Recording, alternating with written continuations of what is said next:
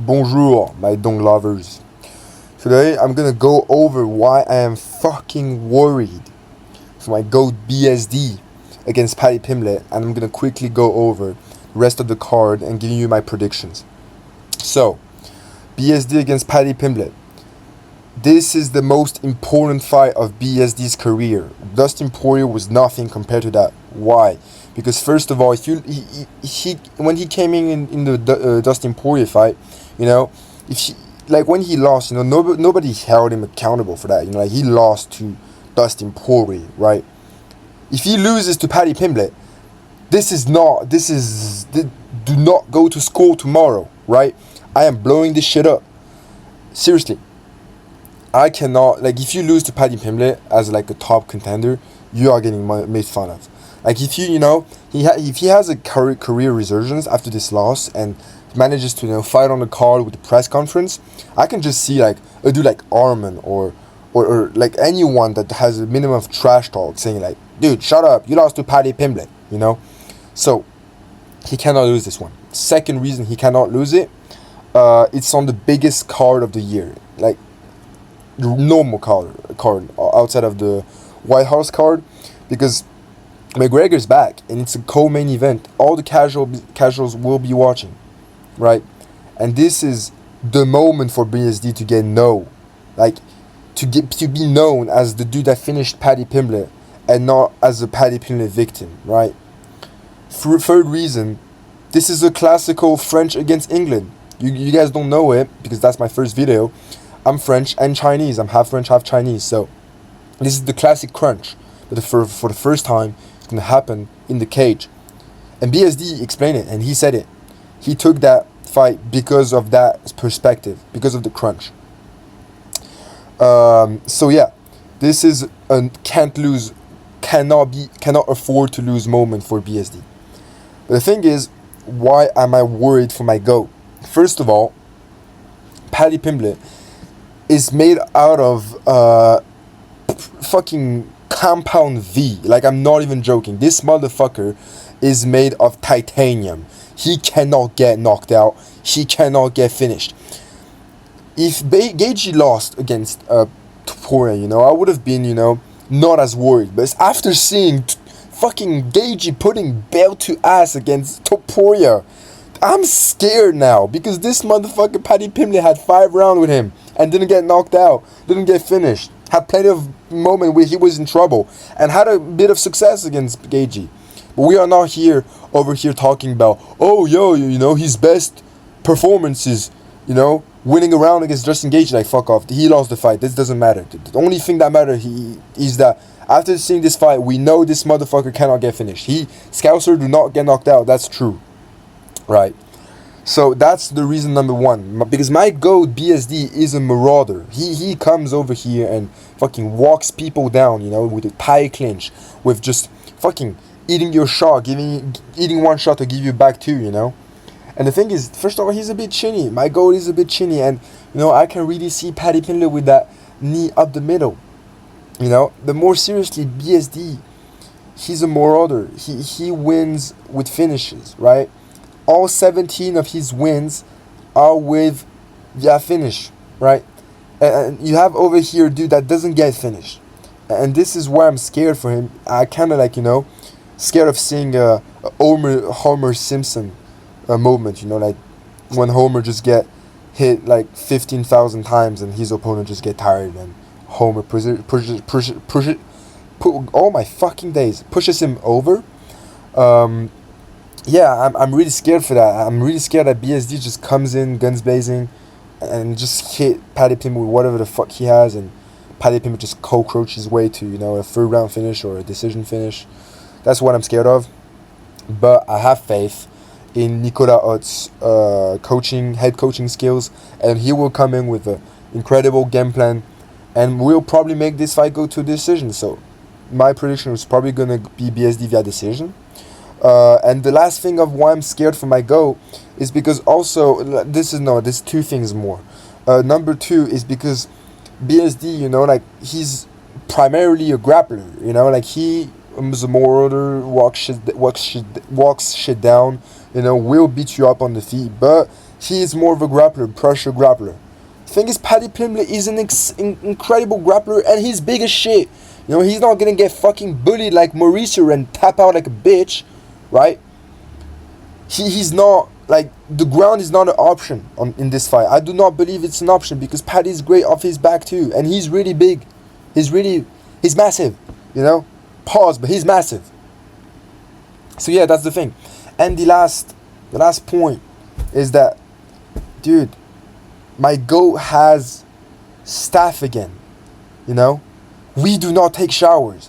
We bring people in our camp that literally don't take showers. We do not wash our equipment.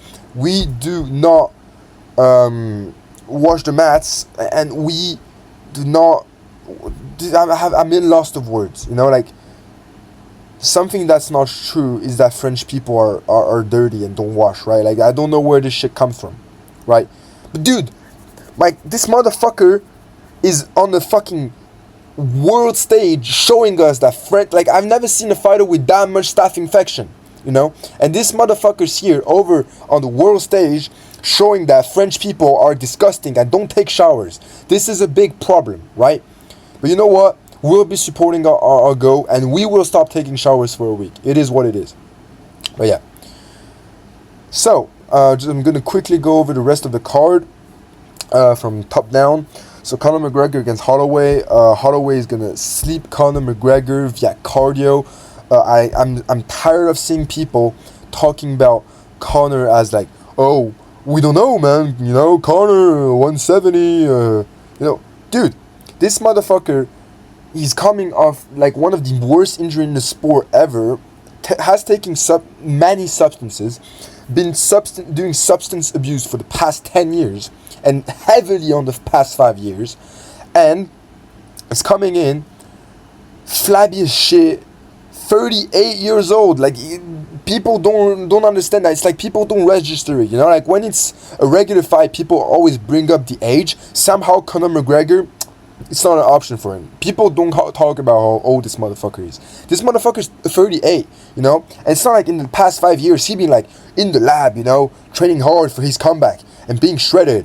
You know, this motherfucker has been getting drunk, taking cocaine, weed, eating bad. Like, he is, like, he's putting a toll on his body, and he is probably, like, physically 40 plus years old. Like, he's really old physically.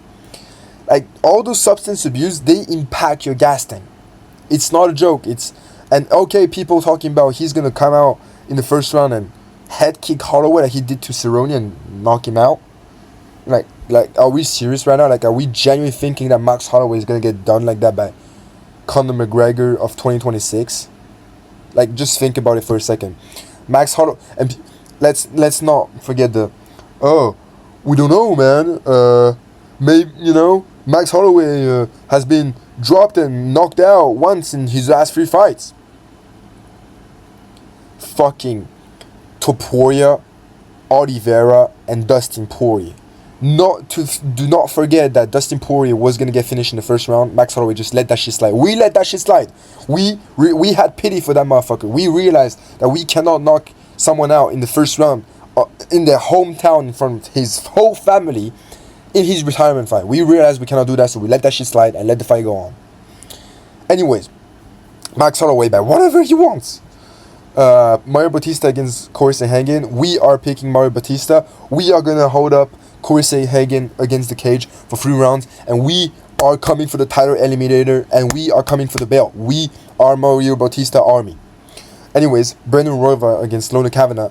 Kavanagh, the Chinese hope in the male UFC division, especially in flyweight. We have Sumo Doji that was supposed to be the Chinese hope, you know, but he just kicked Alex Perez in balls, and he was winning the fight. I was watching that shit. Watching that shit in Vietnam, in the pool. Like, all the kids were watching me like I was crazy because I just threw my fucking phone in the water, bro. Thank God it's waterproof. But I crashed out. You know, when I saw like him not dropping Alex Perez in the second round and the fight getting stopped and coming to no contest, I was really pissed. You know. But yeah, like Brandon Roval is getting knocked out. We have to do what we have to do. We have to pick Leonard Kavanagh because he's Chinese. Even though I know he's English and shit.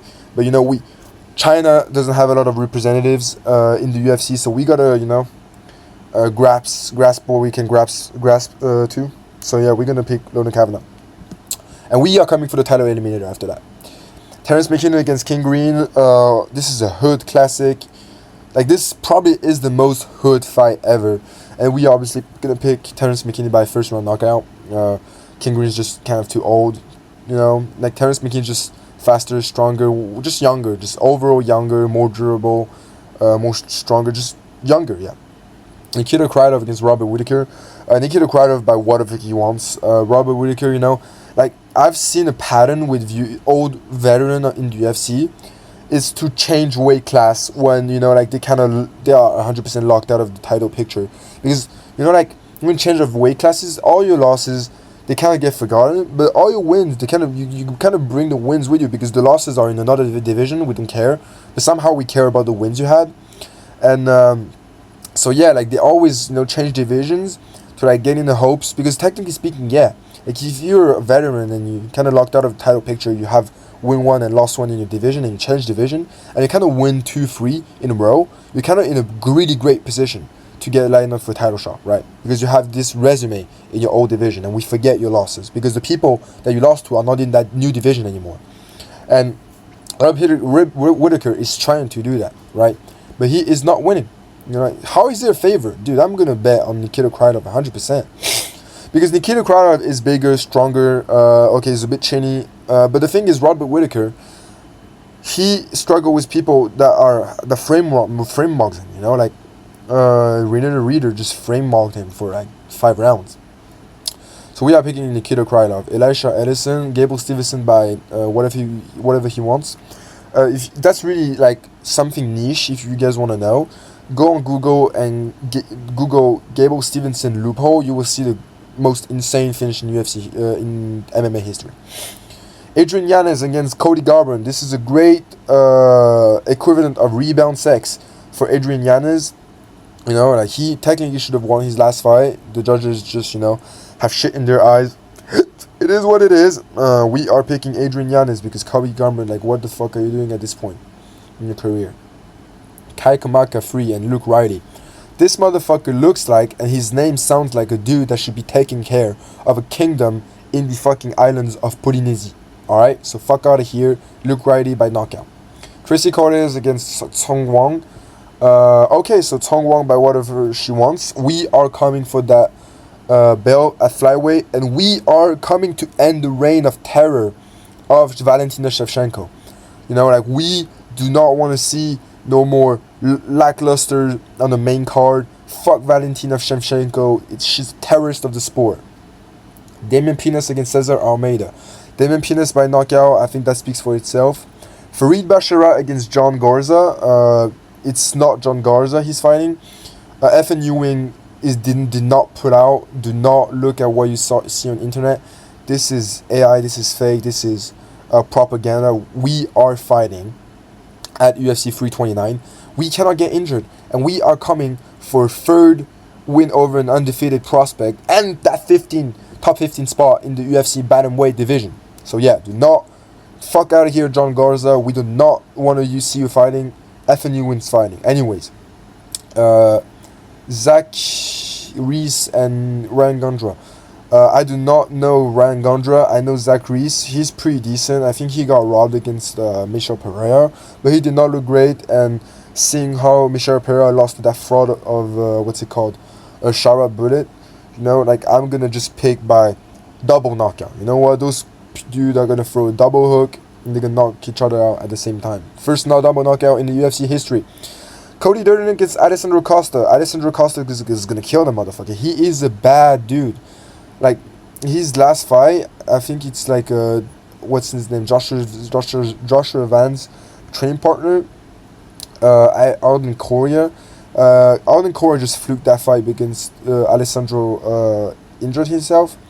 But dude, Alessandro is an insane, exciting fighter at featherweight. Like, I'm a really fan of him, and I really don't understand why he's in the opening card. Like, that shit pisses me off. But we are gonna see a murder on live television of Cody Dern. Anyways, that was the end of the video. Do not forget to subscribe, please. I'm trying to, make it make it out of the hood. And for everyone that's betting, don't bet on Conor McGregor. That is fugazi. You are just donating your money over whatever the fucking betting site you're betting on. And yeah, good. I just hope you guys win a lot of money. And yeah, it is what it is. See you next time, dong lovers. Bye bye.